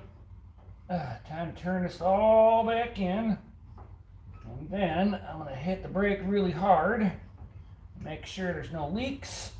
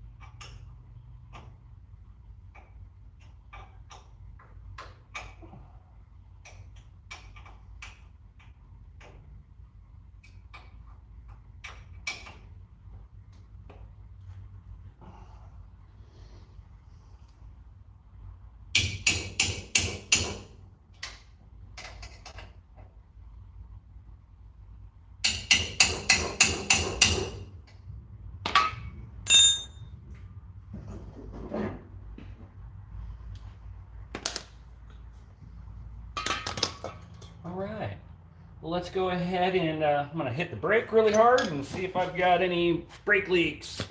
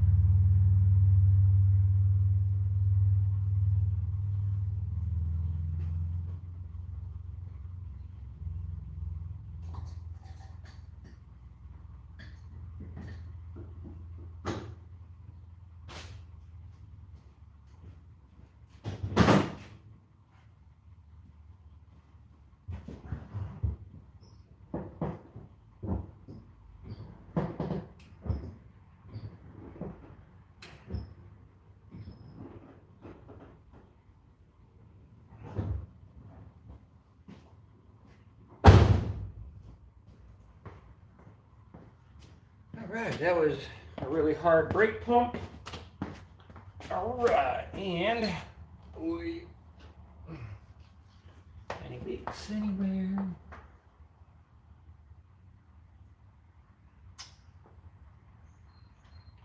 We are good to go. Ooh. All right, now I get to put the tires back on.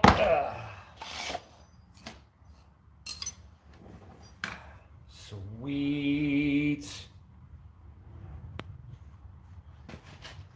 It is tire time. I get some stuff out of my way so I can get tires on.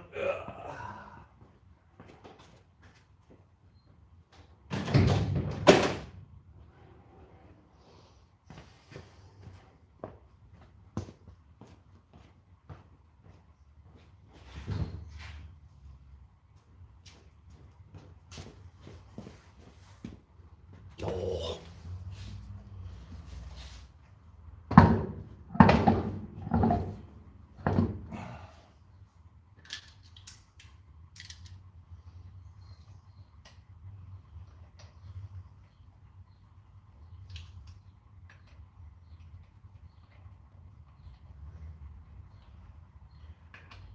All right.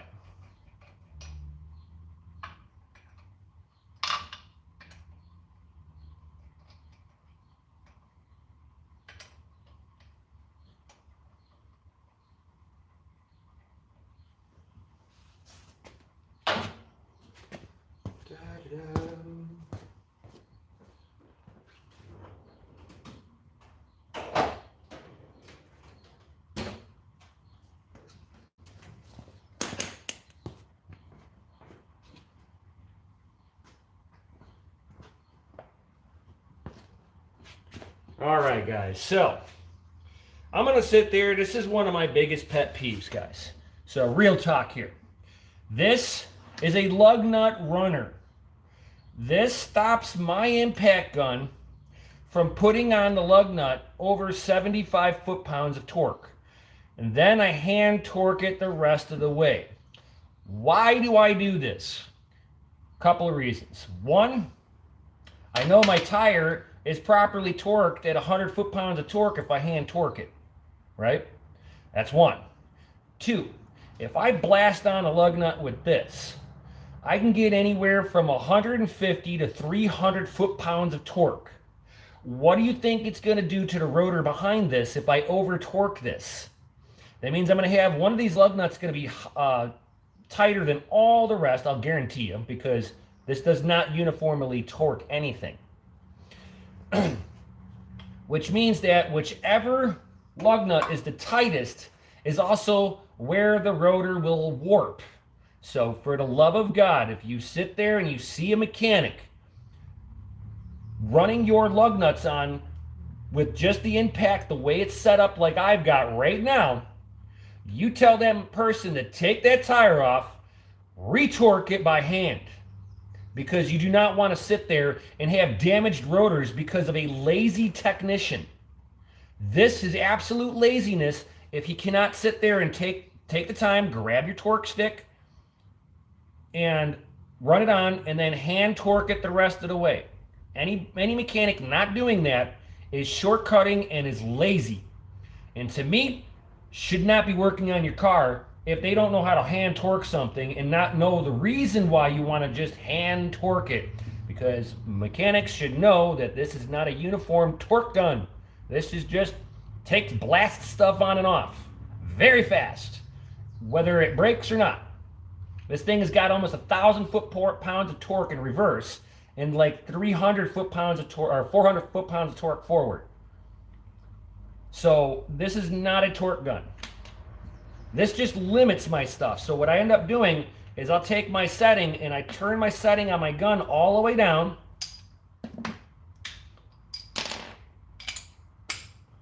Set this back up like this with the gun power turned all the way down. And then I sit there and I don't just sit there wing and then slap the lug nut. I sit there and kind of tap it until the lug nut seats, and then I hit the trigger again. It'll torque it to the 75 foot-pounds of torque, and then I drop the vehicle and hand torque it the rest of the way to 100 foot-pounds of torque. That is, like I said, one of my biggest pet peeves is lazy technicians that don't do this. It's absolutely unexcusable that a mechanic is going to sit there and damage your rotors because they want to go fast. I would be sitting there and videotaping the person doing that, and then when the rotors warped out, I'd be bringing that video back in and going, this is the reason why my rotors are warped, now you're replacing them.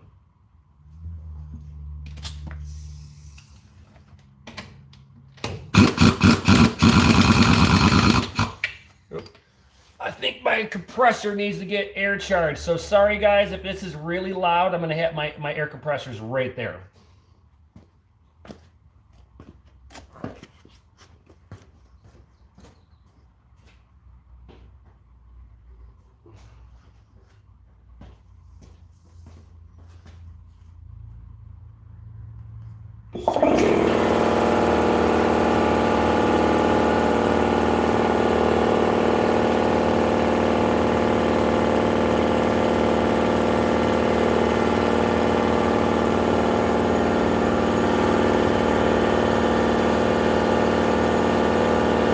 Sorry guys, if this is really loud.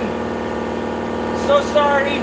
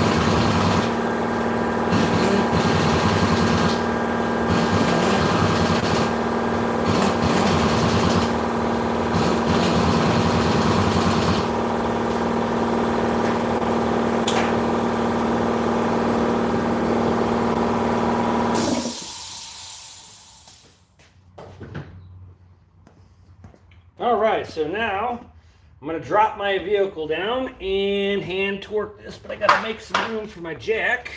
So I gotta clean up a little bit here, guys.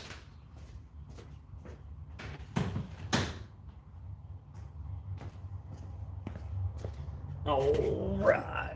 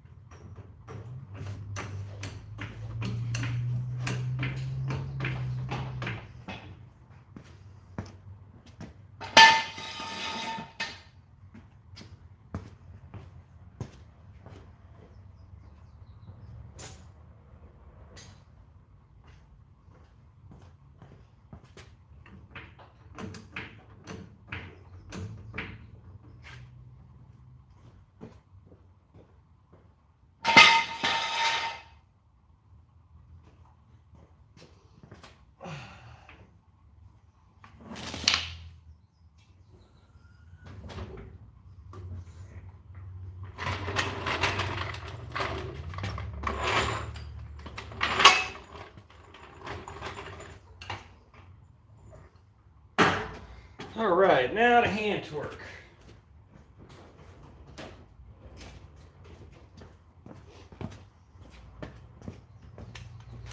All right, so here's my snap-on torque wrench. Nothing fancy. This is like the cheapest snap-on torque wrench you can get.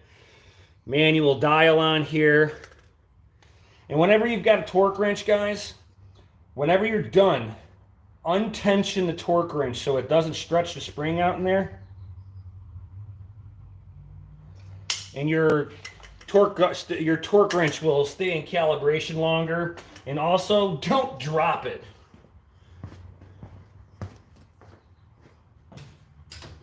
You drop your torque, you drop the torque wrench, go get a new one. Don't even bother using it after you've dropped it.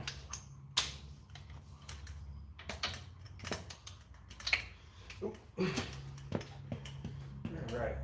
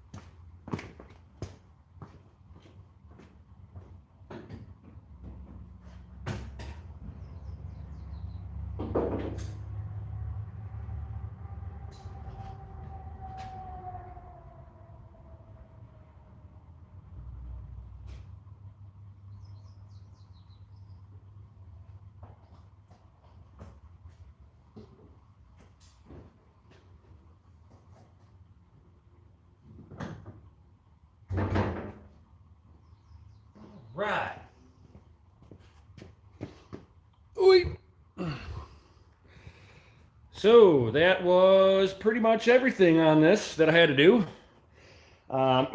Replaced, I redid the rear adjusters for the rear drums. I did that yesterday. And then readjusted the rear brakes. And today was replacing the brake hoses on both sides of the front and repacking the bearings. Now, time for a test drive. Thank you everybody for being here and all that good stuff. I hope you all enjoyed hot rod content. You know, bringing the hot rod back to crypto and hot rods, guys. Yo.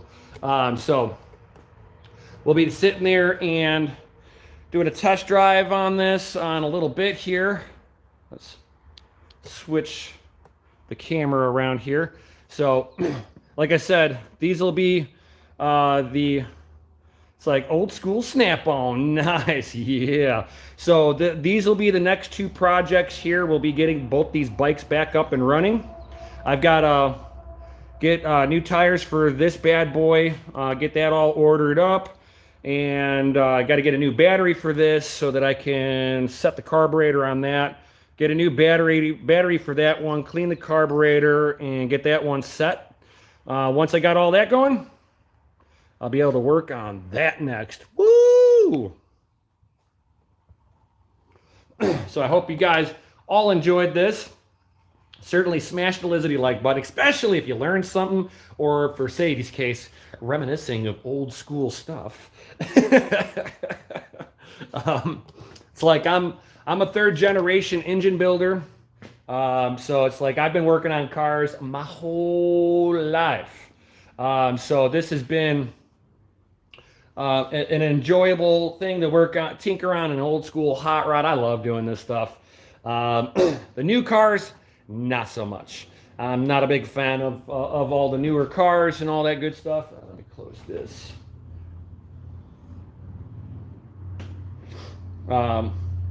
So hopefully everybody enjoyed this and all that good stuff.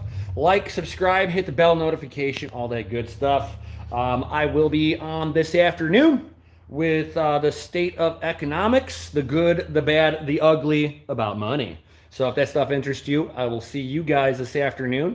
So thank you everybody for being here and all of that good stuff. You're the reason why I do this each and every day, guys. So thank you all for being here.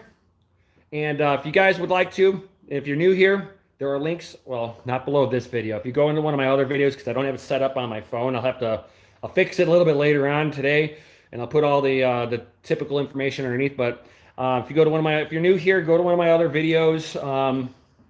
I've got Discord links. It's free to join. If you guys want to be a supporter of the channel, I do have Patreon too. If you guys want to join that and get some behind the scenes knowledge and all that good stuff. And of course, everybody drop those FAs in the Chislety chat because you guys are rated F for freaking awesome. Yo. And with that being said, peace out. Stay savage. May your watts be low and your hash be high. I'll see you on the next one. Yo.